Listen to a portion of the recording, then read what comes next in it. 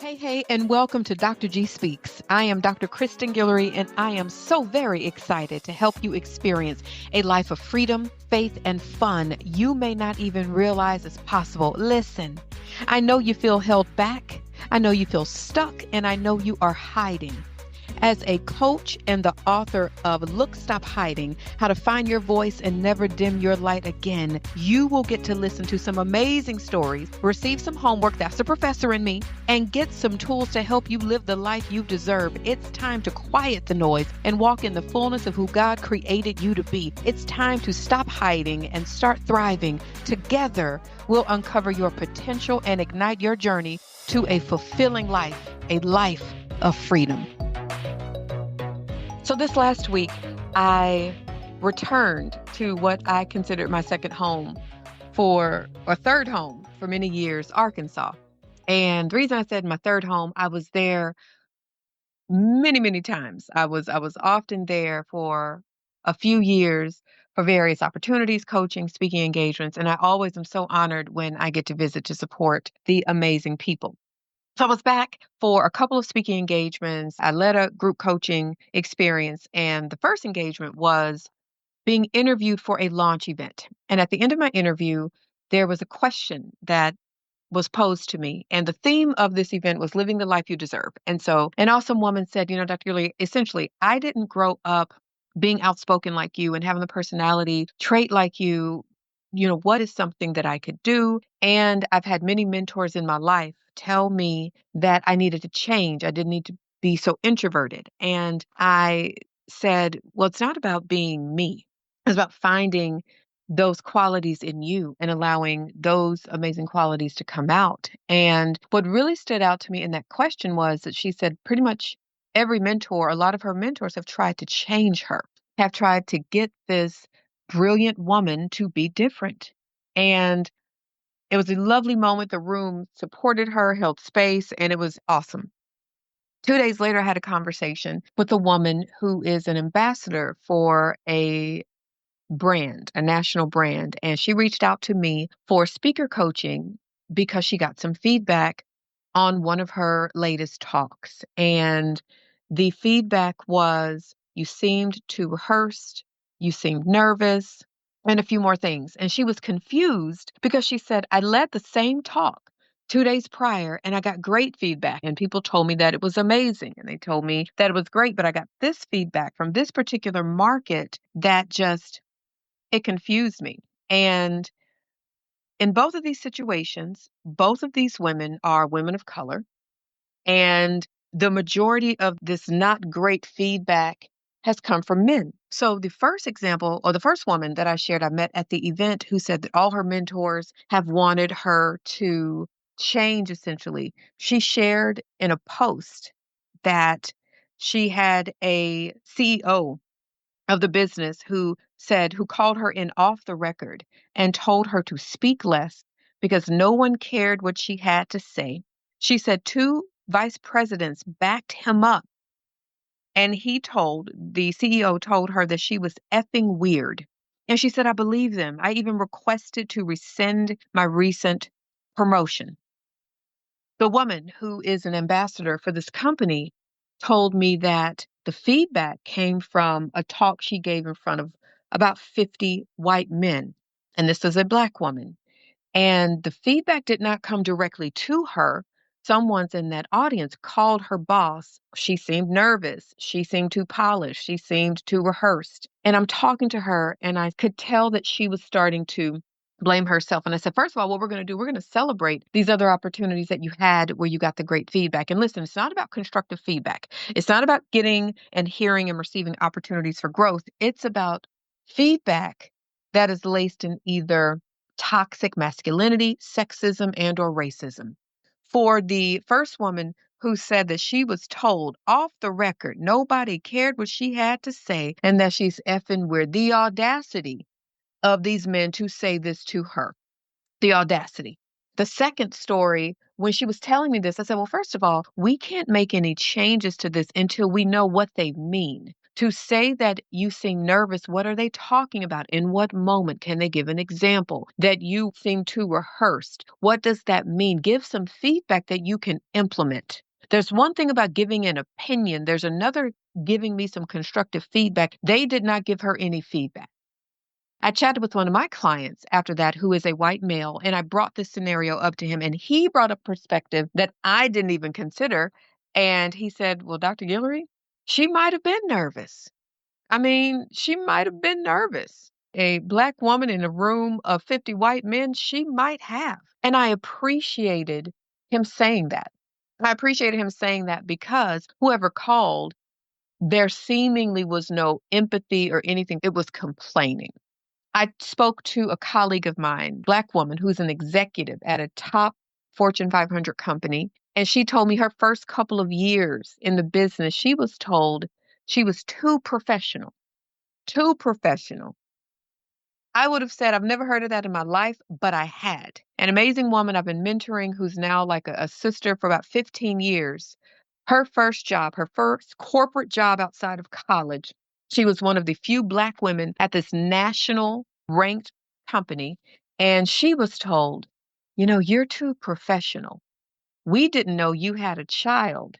That's not the company's business. And I told her this, and I remember looking at her in that moment, and she was distraught. She was thinking she did something wrong. I said, let me tell you something right now. They would not have told that to somebody white.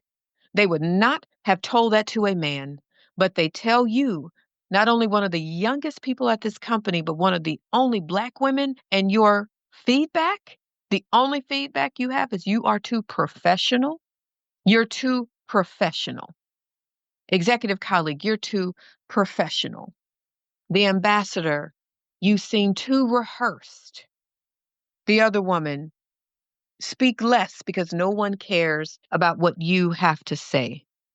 That is all absolutely inappropriate and would have never been told to someone else. So, one of the reasons I do what it is I do, while I support everybody and work with everyone, there's a special place, there's a special, fire in my heart to support Black women, to know that we have the right to show up in the way that is best for us, and you don't have to and you cannot put us in a box. If these are not some of the most ridiculous things, and what's unfortunate is that I know there are way too many stories out there. When I was speaking with the ambassador and telling her my input, I could see her body shift. I could see a lightness come over her because she began to internalize that feedback. She began to internalize being nervous. Well, what if you were nervous? She began to internalize, are you up for this? She began to internalize, you seem too rehearsed. And what she said was, we didn't really get any tips on how to deliver this content. People prior to me, they got training, they got other things. We didn't really get tips. And I said, well, let's celebrate this. You got no training, you got no tips, and you've been presenting this for the last, however many months and years, and you've gotten overall great feedback. But this room, he calls your boss to tell you this. It's almost like the audacity of a Black woman to be confident, the audacity of a Black woman to not fit in a box, the audacity of a Black woman to be free, the audacity of a Black woman to be professional and not fit in the stereotype that you want her to fit in. And we are rejecting all of that. So if you can relate to any of these situations where someone telling you, speak less, no one wants to hear you, you're weird, you're too professional. If you have heard any of that, I want to encourage you to first recognize that that is not yours to keep, and you reject that. You reject that. The second I want to encourage you to do, if you haven't shared it with anybody, share it with someone you trust, just to get it out. Sometimes we leave things in us and we suffer in isolation. Things manifest and get bigger and bigger and bigger. Like I said, when I spoke with the ambassador, I could see her body language shift. When we were talking, I could see an ease because she had taken it in. I've done that too. I've done that as well. After I got some feedback and I realized, wait a minute, that feedback, no, I reject that. Now, y'all, there's a difference between this is constructive feedback that really is about making it better. I am open to that. I am open to, man, I wish that was a little bit longer, or I wish we had more time in breakout rooms, as my clients will say when I host virtual events, or Even me realizing, I have too much information there. Let me spread it out a little bit more. Oh, ooh, the next time we do that, there's a difference between that and you're just giving me things based on opinion. You're giving me things based on opinion. I led a talk and someone shared, oh, you had too much music and we don't do high fives. That was her opinion. That was her opinion. Just because you don't present like this doesn't mean I have to. But I internalized that and I was like, oh my gosh, it was horrible. I came across some feedback from a presentation I gave when I was working on my master's. So this is 20 years ago. And what was interesting, I was reading the feedback and I remember reading the thing saying, you're so humorous. This is a great, you did great. You should do this. What's very interesting, when I rediscovered this feedback probably 5 years ago, there was something that I don't remember reading. Or if I read it, obviously I dismissed it. And some feedback on this form from a fellow student, not one of my professors, from a fellow student said, be careful of too much flavor. I laughed at it today. I laughed at it 5 years ago. But if I would have read that 20 years ago, there might have been a part of me that might have tried to change me just a little bit. And actually, I did try to change myself around 2010, 11, 12, 9, and more so, not change myself, but fit in a box.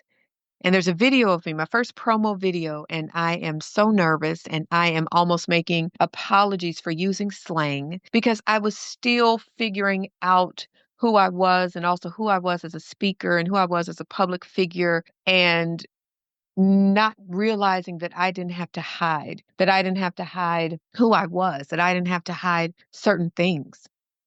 During my time also in Arkansas, I met with some amazing leaders and women leaders in a particular department. And one woman asked me a question. She said, Dr. Guillory, do you ever worry about people thinking you're cocky? And I said, I don't. That has nothing to do with me. That's their projection onto me.